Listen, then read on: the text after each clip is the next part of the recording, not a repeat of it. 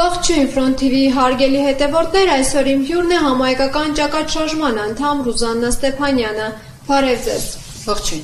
Տիկին Ստեփանյան, ինչ իրավիճակ է այս պահին Հայաստանում ներքաղաքական առումով, բռնաճնշումների մեծ ալիք է սկսել, այ մենք տեսանք Սամվել Կարապետյանի կալանքը,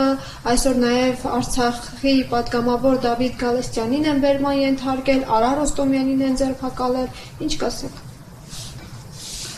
Շնորհակալություն հրավերի համար, Նիկոլ Փաշինյանի իշխանությունը, որ Էրդողանի գիրքը սրտին խփած շնչակտուր վազում է Անկարա, Ստամբուլ, որտեղ տեսնում է միջանցքում իրենց գնում, այսպես կոֆեի հրավեր է անում, Հայաստանում վախի, սարսափի աննախադեպ մթնոլորտ է ստեղծել։ Նիկոլ Փաշինյանը կարծես ամեն օր թարմ կալանավորների սիրտը ամեն օր թարմ կալանավորների է ուզում։ Այն ինչ Անկարա գնալու օրը եւ այսօր եւ դրանից առաջ Սամվել Կարապետյանի ձերբակալելու օրը այն ինչ կատարվում է Հայաստանում, դրանք օրինականության հետ որևէ կապ չունեն։ Դրանք բոլորը հետագայում կպարզվի, որ հակաօրինական գործողություններ են եղել, ինչպես ժամանակին, ինչպես էր տեղի ունենում կամ նաև հիմա, երբ որ ուզում էին շարքային կամ ուզում են շարքային մեկին վրա քրեական գործ հարուցեն, պլան են գրպանը ջեբը գցում, իրենց խոսքերով ասեմ, հիմա Նիկոլ Փաշինյանը որոշել է հեղաշրջման պլան գցել ջեբները, ասելով, որ հեղաշրջում են անում, հեղաշրջման փորձ են պատրաստվում։ Նիկոլ Փաշինյանը այնպիսի տպավորություն է ստեղծում, որ ամբողջ հայ ազգը ահաբեկիչ է, հեղաշրջման գործողություններ իրականացնող է, բայց քննչական կոմիտեն վաղ առավոտից ընկել է այս ու այն կողմ, ձերբակալել է, ինչպես դուք ասացիք, տարբեր մարդկանց, այդ թվում եւ Սրբազանին, որդի կորցրածորը Արա Ռոստոմյանին, դրանից առաջ մենք կհիշենք, որ ձերբակալվեցին նաև այլ մարդիկ, Ռուստամ Գասպարյանի եղբայրը էլի ահաբեկչության փորձ անելու այդ շինծու գործով։ Ստացվում է Նիկոլ Փաշինյանի, եթե հետևենք իրեն, այս ազգը ահաբեկիչ է։ Ես չգիտեմ իրեն այդ ով է դա հրահանգում, որ ազգին, ինչպես պատերազմի ժամանակ ամբողջ բանակը վերածեց լրտեսի, բայց ոչ մի լրտես էլ այդպես էլ չձերբակալվեց, ասում էր լրտեսներ են աշխատել են, քանի դավաճան, քանի լրտես է ձերբակալված, հասարակությունը շատ լավ տեսնում է։ Հիմա քննչականը մտել է սրանրատուն, ասում է, որ գտնենք, տանենք, ինչ Սրբազանի տնից ինչ գտան, ոնց որ այդ գունավոր ծուխեր, եթե դրանով պիտի ահաբեկչություն անեն,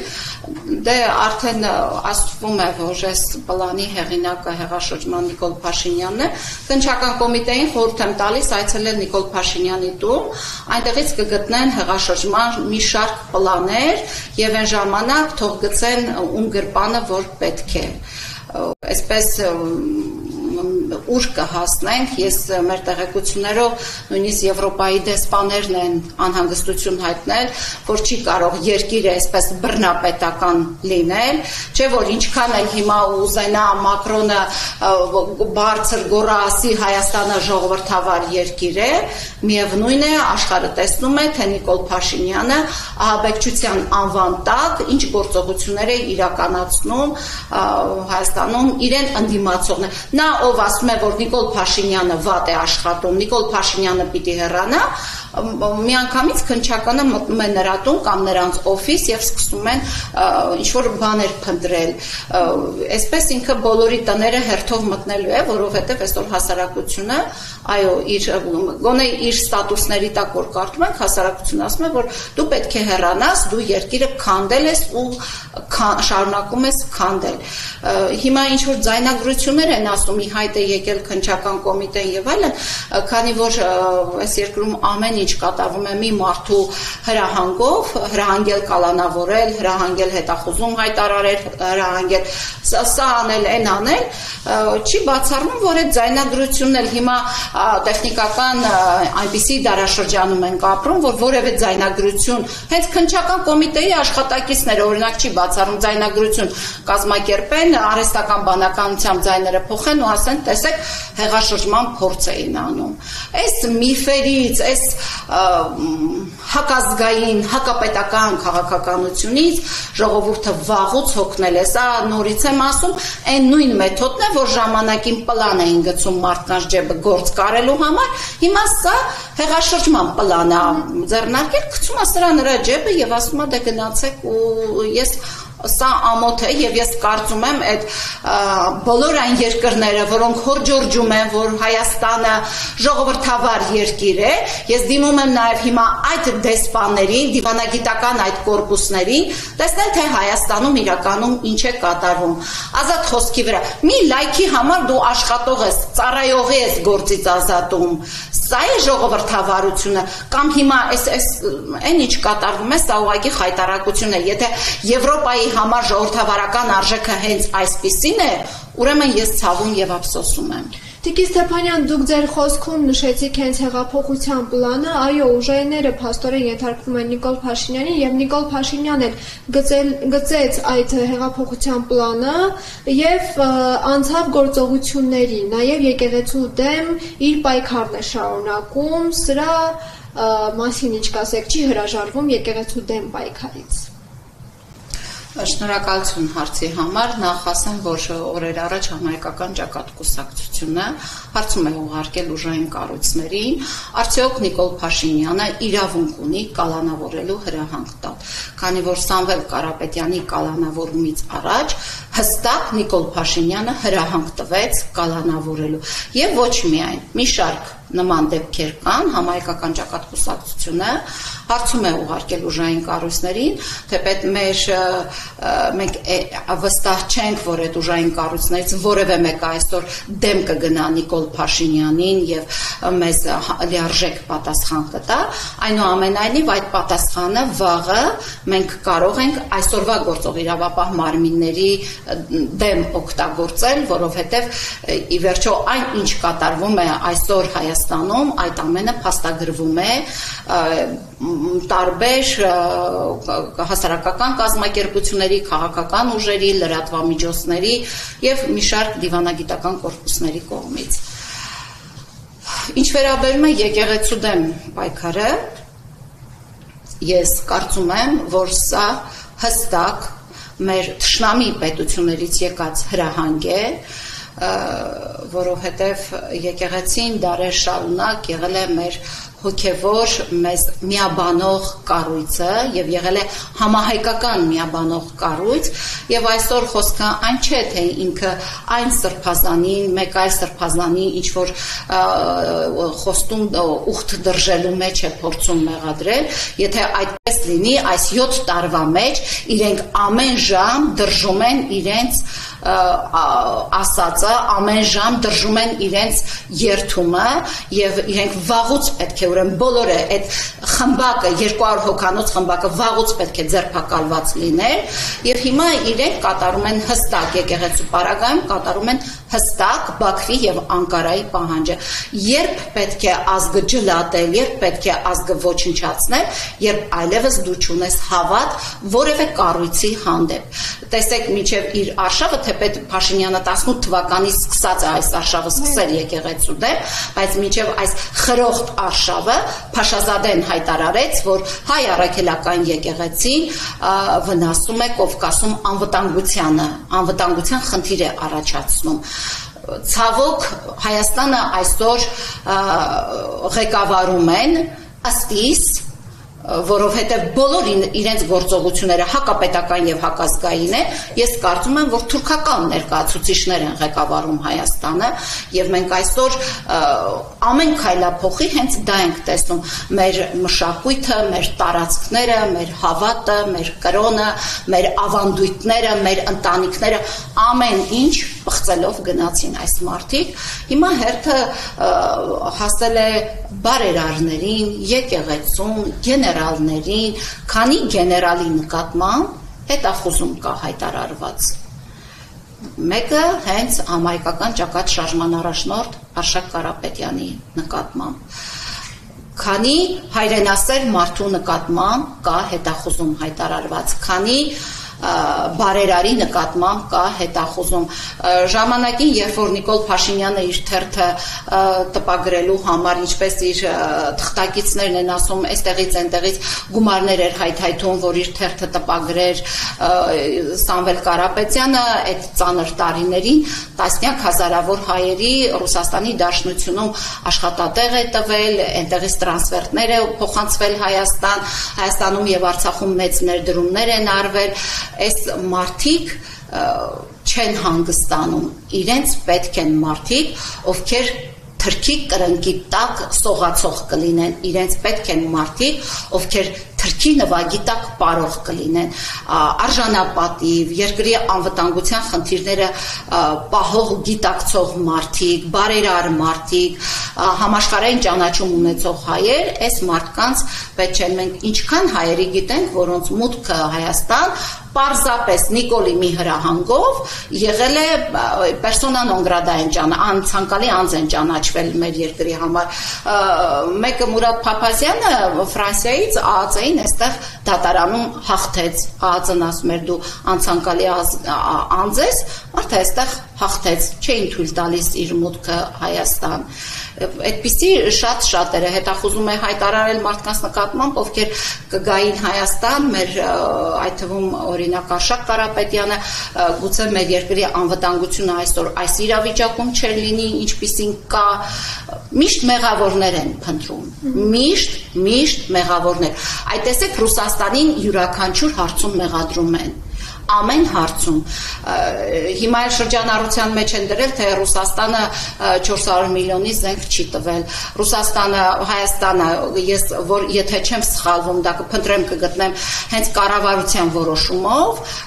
400 միլիոնի պայմանագիր է զենքի կապել Ռուսաստանի զենք արտադրող մի ընկերության հետ, այն ժամանակ, երբ որ պաշտպանության նախարարը եղել է Նիկոլ Փաշինյանի թիմի սիրելի Վաղարշակ Հարությունյանը, որին հետո նշանակեցին նաև Ռուսաստան դեսպան, պայմանագիր են կապել 400 միլիոն դոլար զենքի, երբ որ զենքը պատրաստ է եղել,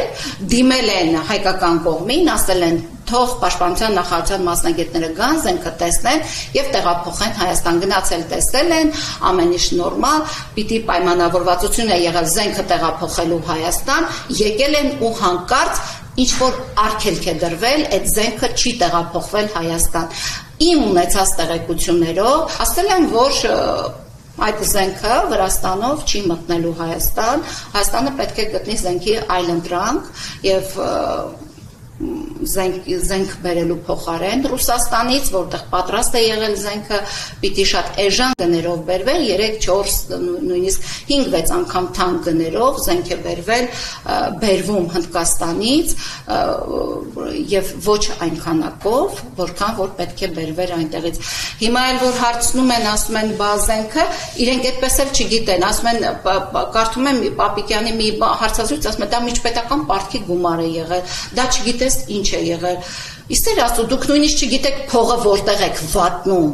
որտեղ եք ինչի համար դուրս գրում անում, դուք, որ ռազմավարական ձեր գործընկերը տասնյակ տարիներ ձեզ զենք է մատակարարել, դուք փողը տվել եք, չեք կարողացել գնալ ձեր զենքը բերել, որովհետև ձեզ ինչ որ մեկը մատ է թափ տվել, ասել այնտեղից զենք չբերեք, ու դուք վախից չեք կարողացել գնալ զենք բերել։ Դա սրանց ինչ ասես, սրանց ուժը միայն այսպես տասնյակ հազարներով ոստիկանական զորք ունեցող իշխանության ուժը մնում է ոստիկանությունը իր համապատասխան ուժային կառույցներով։ Անցած մեկ ամբողջ շաբաթ, երբ որ աշխատանքից ազատվեց ԱԱԾ նախկին պետ Արթեն Աբազյանը, նոր պետ նշանակվեց եւ ծնողները երկրորդ ճանապարհ էին փակել, մտածում են, որ պետք է ԱԱԾ պաշտոնակատարը իրենց ընդունի։ Այսօր առավոտյան, որ այս խառնաշփոթ հրատապ ԱԱԾ, ինձ թվաց ԱԱԾ նոր պաշտոնակատարը այս ծնողներին է ընդունել, որ տեսնի իրանց երեխաների հարցով ինքը ինչ կարող է անել, թե չի կարող ինչ-որ բան անել։ Պարզվում է, չէ, ԱԱԾ-ն զբաղված է ինչ-որ հրահանգներ կատարելով, ինչ-որ մարդկանց ձերբակալելով, բայց չէ, որ ԱԱԾ-ն խոստացել էր այս մարդկանց հրատապ ընդունել։ Եկան, խոսեցին, ասեցին, մյուս շաբաթ ձեզ կընդունեն։ Ընդունելությունը վերածվեց այսպիսի ցավոտ կրկես է, ցավոտ իրավիճակ է, որ այսօր այս ամեն ինչի մեջ ապրում է հայ հասարակությունը։ եւ ես կարծում եմ այս ամեն ինչը նաեւ մեծ կապ ունի տնտեսական բաղադրիչների հետ։ Տեսեք, Սամվել Կարապետյանին ձերբակալելուց հետո միանգամից սկսվեց էլեկտրոցանցերի սեփականաշնորհման, պետականացման գործընթացը։ Մենք այդ դե հիմա Նիկոլ Փաշինյանը մտածում ասենք ինչի հեծը կարա լինի Սամվել Կարապետյանին, չի կարա լինի օրինակ Նիկոլ Փաշինյանին։ Ինչի չի կարա։ Պղնձամոլիբդենայինը, որ ինչա 10%, քանի տոկոս վերցրեց, ինչ վատ է, որ այդ կառույցը պղնձամոլիբդենայինը, որ տասնյակ տարիներ եղել է առաջին խոշոր հարկատուների տասնյակի առաջին հորիզոնականում, հիմա 20-րդ հորիզոնականում չի երևում։ Նիկոլ Փաշինյանը ինչի վրա ձեռքը դրել է, ուր է, որտեղ է այդ հարկատուին, ինչ եղավ այդ հարկատուի հետ, պղնձամոլիբդենայինի հետ, որ այլևս ինքը խոշոր հարկատուների առաջին 2 տասնյակում չի նշմարվում։ Ինչ եղավ, ընդամենը մի քանի տոկոս բաժն է տոմսեր, Նիկոլը վերցրեց իր հովանու ներքո։ Դե հասկանալի է, այնտեղ բաժնե տոմսերն են, այնտեղից էլ խոսացող փողերն են։ Հիմա մտածում է, հաշվել է երևի, հեծը ինչքան ներդրում է արել, ինչ շահույթ ունի եւ ինչու չվերցնել։ Հետո հերթը կանցնի արդեն Ռուսաստանի երկաթգծին, ռուսական Գազպրոմ ընկերությանը եւ այսպես բոլոր կառույցները մինչեւ շրիշատ Նիկոլը պատրաստ է ավերել, քանդել, երկիրը հասցնել կոլապսի, երկիրը դատարկել եւ երկիրը լցնել ադրբեջանցիներով։ Ինչպես Նիկոլ Փաշինյանի